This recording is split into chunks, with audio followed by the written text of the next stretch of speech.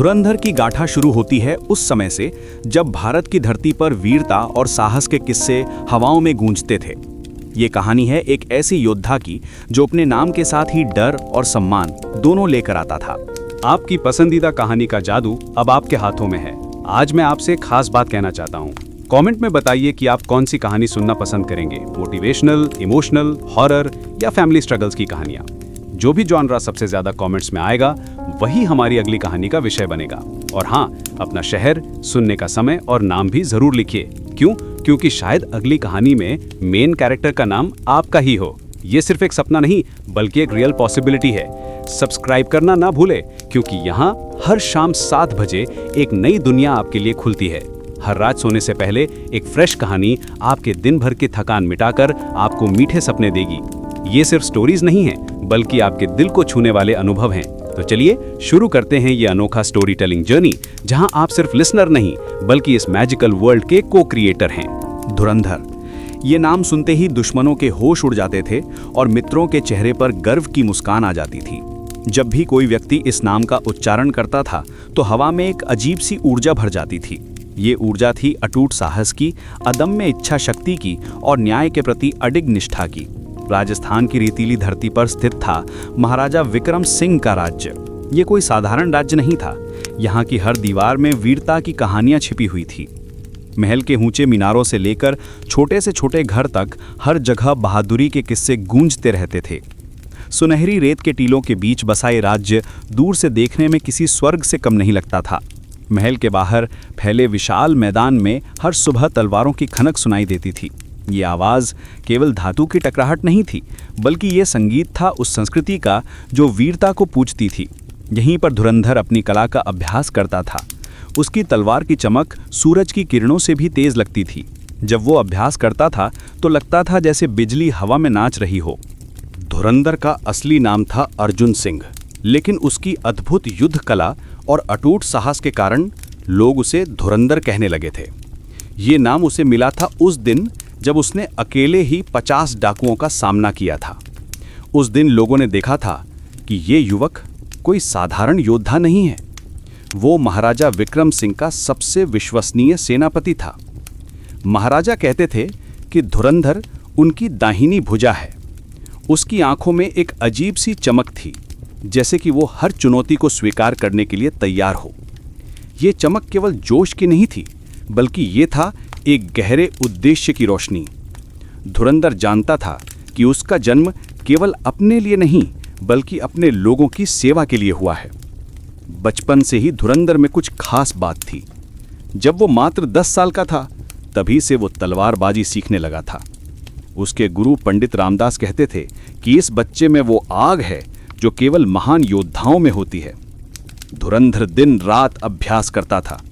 उसके हाथों में छाले पड़ जाते थे, लेकिन वो कभी हार नहीं मानता था। उसका मानना था कि कड़ी मेहनत ही सफलता की चाबी है।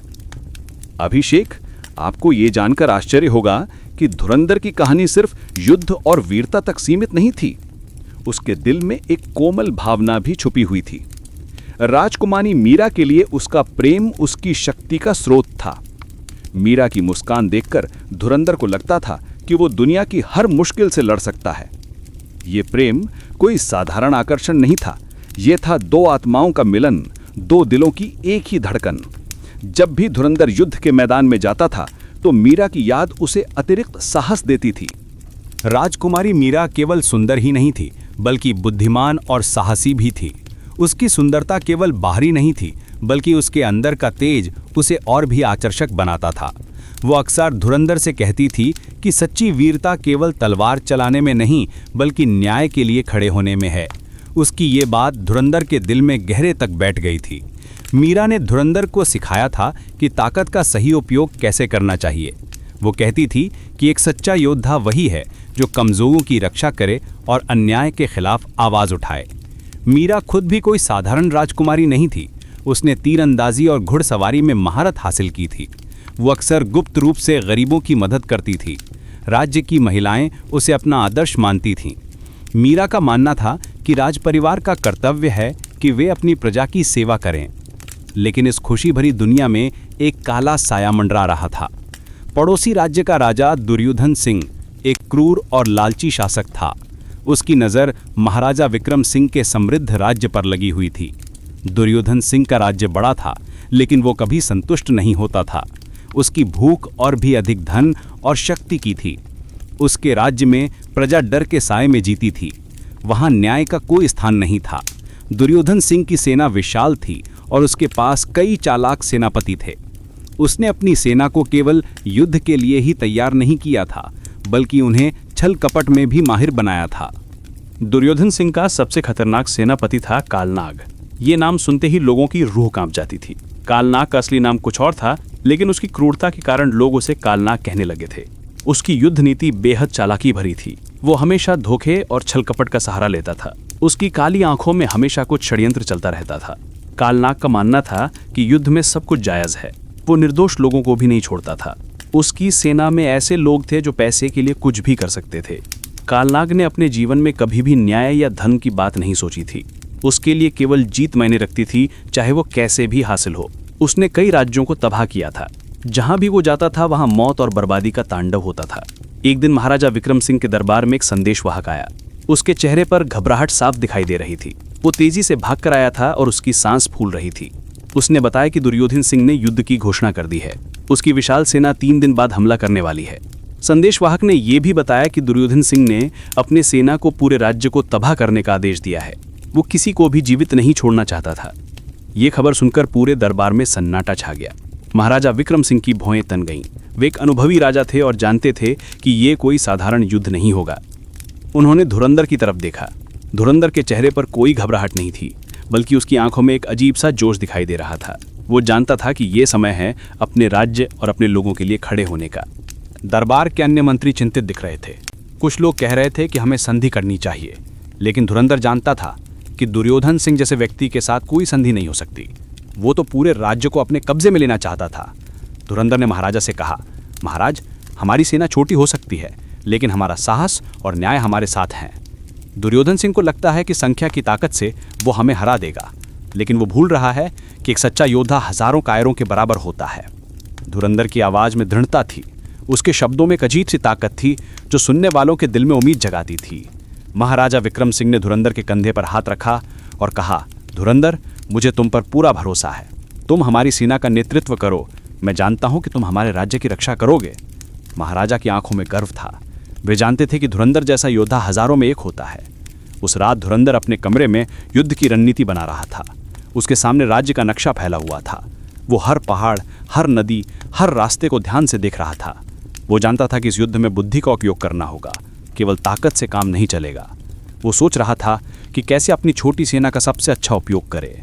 वो हर संभावना पर विचार कर रहा था। अचानक राजकुमारी मीरा वहां आई। मीरा ने देखा कि धुरंधर गहरे विचार में डूबा हुआ है। उसके चेहरे पर चिंता की लकीरें दिखाई दे रही थीं। मीरा ने धुरंधर से कहा, अर्जुन, मैं जानती हूं कि तुम चिंतित हो, लेकिन याद रखना कि तुम अकेले नहीं हो। पूरा राज्य तुम्हारे साथ है। हर किसान, हर व्यापारी, हर बच्चा तुम्हारी जीत की दुआ कर रहा है। मीरा के शब्दों में एक अजीब सी शक्ति थी। वो जानती थी कि कैसे धुरंधर का हौसला बढ़ाना है। धुरंधर ने मीरा का हाथ पकड़ा और कहा, मीरा, मैं वादा करता हूं कि मैं इस राज्य की, तुम्हारी और हमारे प्रेम की रक्षा करूंगा। दुर्योधन सिंह को लगता है कि वो हमें आसानी से हरा देगा, लेकिन वो गलत है। धुरंधर की आवाज में दृढ़ संकल्प था। मीरा ने उसकी आंखों में देखा और जान गई कि ये व्यक्ति कभी हार नहीं मानेगा। अगली सुबह धुरंधर ने अपनी सेना को इकट्ठा किया। सैकड़ों योद्धा उसके सामने खड़े थे। ये सभी बहादुर लोग थे, लेकिन आज उनके चेहरों पर चिंता भी दिखाई दे रही थी। उनके चेहरों पर दृढ़ता थी, लेकिन आंखों में थोड़ी सी चिंता भी दिखाई दे रही थी। आखिरकार दुर्योधन सिंह की सेना उनसे 3 गुना बड़ी थी, लेकिन ये सभी योद्धा अपने धुरंधर पर भरोसा करते थे। धुरंधर ने अपनी तलवार निकाली और ऊंची आवाज में कहा, वीर योद्धाओं, आज हमारे सामने एक बड़ी चुनौती है। दुर्योधन सिंह की सेना हमसे बड़ी है, लेकिन हमारे पास कुछ ऐसा है जो उनके पास नहीं है, सच्चाई और न्याय की ताकत। धुरंधर की आवाज गूंज रही थी। हर शब्द में एक अजीब सी ऊर्जा थी। सैनिकों में जोश की लहर दौड़ गई। धुरंधर ने आगे कहा, हम अपनी मातृभूमि की रक्षा के लिए लड़ रहे हैं। हमारे पीछे हमारे परिवार हैं, हमारे बच्चे हैं, हमारे सपने हैं। दुर्योधन सिंह केवल लालच के लिए लड़ रहा है, और याद रखिए, लालच कभी भी प्रेम और न्याय को नहीं हरा सकता। धुरंधर के शब्द सैनिकों के दिल में आग जला रहे थे। वे सभी जानते थे कि वे सिर्फ युद्ध नहीं लड़ रहे, बल्कि अपने सिद्धांतों के लिए खड़े हो रहे हैं। धुरंधर ने अपने सैनिकों को बताया कि ये युद्ध केवल ताकत का नहीं है, ये युद्ध है सच्चाई और झूठ के बीच, न्याय और अन्याय के बीच। उसने कहा कि जब तक उनके दिल में सच्चाई है, तब तक कोई उन्हें हरा नहीं सकता। युद्ध का दिन आ गया। सुबह का सूरज अभी भी आसमान में नया था जब दुर्योधन सिंह की सेना दिखाई दी। दूर से ही धूल के बादल उड़ रहे थे और घोड़ों की टापों की आवाज गूंज रही थी। सेना इतनी बड़ी थी कि उसका अंत दिखाई नहीं दे रहा था। हजारों सैनिक, सैकड़ों घोड़े और अनगिनत हथियार। यह दृश्य किसी को भी डरा सकता था। धुरंधर अपने घोड़े पर बैठा था। उसका कवच सूरज की रोशनी में चमक रहा था। यह कवच उसके पिता का था, जो कि भी एक महान योद्धा थे। धुरंधर ने इस कवच को पहनकर कई युद्ध जीते थे। उसने अपनी सेना को देखा। हर योद्धा तैयार था। उनकी आंखों में डर नहीं, बल्कि दृढ़ संकल्प था। वे सभी जानते थे कि आज का दिन इतिहास में दर्ज होगा। कालनाग दुर्योधन सिंह की सेना का नेतृत्व कर रहा था। उसके काले कवच में वो किसी राक्षस की तरह दिख रहा था। उसने धुरंधर को देखा और मुस्कुराया। ये एक क्रूर मुस्कान थी। उसने सोचा कि ये युद्ध बहुत आसान होगा। वो जानता था कि उसकी सेना बहुत बड़ी है, लेकिन वो धुरंधर की असली ताकत को नहीं जानता था। युद्ध शुरू हुआ। शुरुआत में ऐसा लगा जैसे समुद्र की लहरें किसी छोटी चट्टान से टकरा रही हों। पहले तो लगा कि दुर्योधन सिंह की बड़ी सेना धुरंधर की छोटी सेना को आसानी से हरा देगी। चारों तरफ तलवारों की आवाज, घोड़ों की हिनहिनाहट और युद्ध के नारे गूंज रहे थे। लेकिन धुरंधर की रणनीति कुछ और ही थी। उसने अपनी सेना को छोटे छोटे समूहों में बांटा था। हर समूह का अपना काम था। कुछ समूह दुश्मन को भटकाने का काम कर रहे थे, तो कुछ मुख्य हमला कर रहे थे। धुरंधर खुद सबसे आगे लड़ रहा था। उसकी तलवार हवा में नाच रही थी। जब भी वो अपनी तलवार घुमाता था तो लगता था जैसे बिजली चमक रही हो। जहां भी वो जाता था, दुश्मन के सैनिक पीछे हटने पर मजबूर हो जाते थे। उसकी वीरता देखकर उसके अपने सैनिकों में भी जोश आ गया था। वे सभी अपने सेनापति से प्रेरणा ले रहे थे। धुरंधर की लड़ाई केवल शारीरिक नहीं थी, वो हर वार के साथ अपने सिद्धांतों की रक्षा कर रहा था।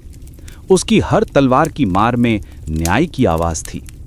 जब भी कोई दुश्मन सैनिक उसके सामने आता था तो वो डर जाता था। धुरंधर की आंखों में एक अजीब सी रोशनी थी जो दुश्मनों को अंदर तक हिला देती थी। लेकिन कालनाग भी कोई साधारण योद्धा नहीं था। उसने देखा कि धुरंधर की वजह से उसकी सेना को नुकसान हो रहा है। वो समझ गया कि अगर धुरंधर को नहीं रोका गया तो हार निश्चित है। उसने एक चालाकी भरी योजना बनाई। उसने अपने कुछ सैनिकों को भेजा कि वो राजमहल की तरफ जाकर राजकुमारी मीरा को बंदी बना लें। कालनाग जानता था कि धुरंधर की सबसे बड़ी कमजोरी उसका प्रेम है। जब धुरंधर को यह पता चला कि मीरा खतरे में है, तो उसका दिल जोर से धड़कने लगा। एक पल के लिए उसका हाथ रुक गया। उसे एक कठिन फैसला लेना था। युद्ध में अपनी सेना का साथ देना या मीरा को बचाने जाना। ये सबसे मुश्किल घड़ी थी उसके जीवन की। एक तरफ था उसका कर्तव्य, दूसरी तरफ था उसका प्रेम। धुरंधर ने अपने सबसे भरोसेमंद साथी वीर सिंह से कहा, वीर, तुम यहां सेना का नेतृत्व करो। मुझे मीरा को बचाने जाना होगा। लेकिन याद रखना, हमारा मकसद न्याय की जीत है। धुरंधर की आवाज में दर्द था, लेकिन दृढ़ता भी थी। वीर सिंह ने कहा, धुरंधर, तुम जाओ, हम यहां संभाल लेंगे, लेकिन जल्दी वापस आना, हमें तुम्हारी जरूरत है। वीर सिंह धुरंधर का सबसे पुराना दोस्त था। वो जानता था कि धुरंधर के लिए मीरा कितनी महत्वपूर्ण है। धुरंधर तेजी से राजमहल की तरफ गया। उसका घोड़ा हवा से भी तेज दौड़ रहा था। रास्ते में उसे कालना के कुछ सैनिक मिले जो मीरा को लेकर जा रहे थे। मीरा के हाथ बंधे हुए थे, लेकिन उसकी आंखों में डर नहीं था। वो जानती थी कि धुरंधर आएगा। धुरंधर ने उन पर हमला किया। ये एक भयानक लड़ाई थी। धुरंधर अकेला था और दुश्मन 10 थे, लेकिन प्रेम की ताकत ने धुरंधर को अद्भुत शक्ति दी। उसकी तलवार बिजली की तरह चमक रही थी। वो इतनी तेजी से लड़ रहा था कि दुश्मन समझ ही नहीं पा रहे थे कि क्या हो रहा है। एक एक करके उसने सभी दुश्मनों को हराया और मीरा को मुक्त कराया। उसकी ये लड़ाई केवल शारीरिक नहीं थी, बल्कि ये था प्रेम की शक्ति का प्रदर्शन। मीरा ने धुरंधर से कहा, अर्जुन, तुम यहाँ क्यों आए? युद्ध में तुम्हारी जरूरत है। मीरा की आवाज में चिंता थी। वो जानती थी कि धुरंधर की अनुपस्थिति में सेना को नुकसान हो सकता है। धुरंधर ने जवाब दिया, मीरा, तुम्हारे बिना जीत का कोई मतलब नहीं है, लेकिन अब हमें वापस जाना होगा। हमारे सैनिक हमारा इंतजार कर रहे हैं। धुरंधर की आवाज में प्रेम था, लेकिन कर्तव्य की भावना भी थी। जब धुरंधर युद्ध के मैदान में वापस पहुंचा तो स्थिति गंभीर थी। उसकी अनुपस्थिति में कालनाग ने फायदा उठाया था। धुरंधर की सेना पीछे हटने पर मजबूर हो गई थी। कई वीर योद्धा घायल हो गए थे, लेकिन फिर भी वे लड़ रहे थे। उनका मनोबल गिर रहा था, लेकिन धुरंधर के वापस आने से सब कुछ बदल गया। जैसे ही सैनिकों ने अपने सेनापति को देखा, उनमें नई ऊर्जा आ गई। धुरंधर की उपस्थिति मात्र से ही माहौल बदल गया। उसने देखा कि कालनाग अपने सैनिकों को गलत तरीके से लड़ने के लिए प्रेरित कर रहा था। वह निर्दोष लोगों को भी नुकसान पहुंचाने की बात कह रहा था। ये देखकर धुरंधर का खून खौल उठा। धुरंधर ने ऊंची आवाज में कहा, कालनाग, अगर तुम में हिम्मत है तो मुझसे एक एक करके लड़ो। निर्दोष लोगों को क्यों परेशान कर रहे हो? धुरंधर की आवाज पूरे युद्ध के मैदान में गूंज गई। सभी सैनिकों ने अपनी लड़ाई रोक दी और इन दो महान योद्धाओं की तरफ देखने लगे। कालनाग ने धुरंधर की चुनौती स्वीकार की। वह जानता था कि ये उसके लिए एक अवसर है। अगर वह धुरंधर को हरा देता है तो युद्ध जीत जाएगा। दोनों योद्धा एक दूसरे के सामने आए। चारों तरफ सन्नाटा छा गया। ये एक ऐतिहासिक लड़ाई थी। एक तरफ था धुरंधर, न्याय और सच्चाई का प्रतीक। दूसरी तरफ था कालनाग, छल और क्रूरता का प्रतीक। लड़ाई शुरू हुई। दोनों योद्धा बराबरी से लड़ रहे थे। कालनाग बहुत चालाक था और वो गंदे दांव पेंच का इस्तेमाल कर रहा था। वो धोखे से हमला करने की कोशिश कर रहा था, लेकिन धुरंधर का दिल साफ था और उसकी नीयत सच्ची थी। वो केवल अपनी कुशलता और साहस पर भरोसा कर रहा था। ये लड़ाई केवल दो व्यक्तियों की नहीं थी, ये लड़ाई थी दो विचारधाराओं की। धुरंधर लड़ रहा था न्याय के लिए, सच्चाई के लिए। कालनाग लड़ रहा था केवल जीत के लिए, चाहे वो कैसे भी मिले। लड़ाई के दौरान कालनाग ने धोखे से धुरंधर पर हमला किया। उसने रेत फेंककर धुरंधर की आंखों में डाली। धुरंधर को चोट लगी, लेकिन उसने हार नहीं मानी। उसे याद आई मीरा की बात कि सच्ची वीरता न्याय के लिए खड़े होने में है। उसे याद आए उसके गुरु के शब्द, अपने पिता की शिक्षाएं और अपने राज्य के लोगों की उम्मीदें। इस प्रेरणा से धुरंधर में नई ताकत आई। उसने अपनी सारी शक्ति एकत्र की। उसकी तलवार में एक अजीब सी चमक आ गई। वो जानता था कि ये निर्णायक क्षण है। उसने एक शानदार वार किया और कालनाग को हरा दिया। कालनाग की तलवार टूट गई और वो जमीन पर गिर गया। कालनाग की हार के साथ ही दुर्योधन सिंह की पूरी सेना का मनोबल टूट गया। दुर्योधन सिंह ने देखा कि उसका सबसे बड़ा सेनापति हार गया है। उसे समझ आ गया कि ये युद्ध वो नहीं जीत सकता। धुरंधर की जीत केवल शारीरिक नहीं थी, बल्कि ये थी सिद्धांतों की जीत। उसने अपनी सेना को वापस बुलाने का आदेश दिया। वो जानता था कि अब लड़ना बेकार है। धुरंधर की जीत के साथ ही पूरे राज्य में खुशी की लहर दौड़ गई। लोग सड़कों पर आकर जश्न मनाने लगे। बच्चे खुशी से नाच रहे थे, महिलाएं गीत गा रही थीं और पुरुष धुरंधर के नाम के नारे लगा रहे थे। यह जीत केवल एक युद्ध की नहीं थी, बल्कि यह थी अच्छाई की बुराई पर जीत। महाराजा विक्रम सिंह ने धुरंधर को गले लगाया और कहा, धुरंधर, तुमने सिर्फ हमारे राज्य को नहीं, बल्कि न्याय को भी बचाया है। तुमने साबित कर दिया कि सच्चाई हमेशा जीतती है। महाराजा की आंखों में गर्व के आंसू थे। वे जानते थे कि धुरंधर जैसा योद्धा युगों युगों में एक बार पैदा होता है। राजकुमारी मीरा की आंखों में गर्व के आंसू थे। उसने धुरंधर से कहा, अर्जुन, आज तुमने साबित कर दिया कि सच्चा प्रेम और न्याय हमेशा जीतता है। मैं तुम पर गर्व करती हूँ। मीरा की आवाज में भावना थी। वे जानती थी कि उसका प्रेम किसी साधारण व्यक्ति से नहीं, बल्कि एक महान आत्मा से है। धुरंधर ने जवाब दिया, मीरा, ये जीत केवल मेरी नहीं है, ये हमारे पूरे राज्य की जीत है। हर उस व्यक्ति की जीत है जो सच्चाई में विश्वास रखता है। धुरंधर की विनम्रता उसकी सबसे बड़ी खूबी थी। मैं जानता था कि जीत व्यक्तिगत नहीं होती, बल्कि ये सामूहिक प्रयास का परिणाम होती है। उस दिन के बाद धुरंधर की कहानी पूरे देश में फैल गई। दूर दूर के राज्यों से लोग उसकी वीरता की कहानियां सुनने आते थे। लोग कहते थे कि धुरंधर सिर्फ एक योद्धा नहीं था, बल्कि न्याय और सच्चाई का प्रतीक था। उसकी वीरता की कहानियां पीढ़ी दर पीढ़ी चलती रहीं। माताएं अपने बच्चों को धुरंधर की कहानियां सुनाकर सच्चाई और न्याय का महत्व सिखाती थीं। महाराजा विक्रम सिंह ने धुरंधर को अपना उत्तराधिकारी घोषित किया, लेकिन धुरंधर ने विनम्रता से कहा, महाराज, मैं सिर्फ एक सेवक हूँ। मेरा काम है राज्य की और न्याय की रक्षा करना। धुरंधर कभी भी शक्ति के मोह में नहीं पड़ा। उसके लिए सेवा ही सबसे बड़ा सम्मान था। कुछ महीनों बाद धुरंधर और राजकुमारी मीरा का विवाह हुआ। ये एक भव्य समारोह था। पूरे राज्य के लोग इस खुशी में शामिल हुए। दूर दूर से राजा महाराजा आए, लेकिन सबसे ज्यादा खुशी साधारण लोगों की थी। वे जानते थे कि उनका रक्षक खुश है। उनका प्रेम सच्चा था और उसने हर मुश्किल का सामना किया था।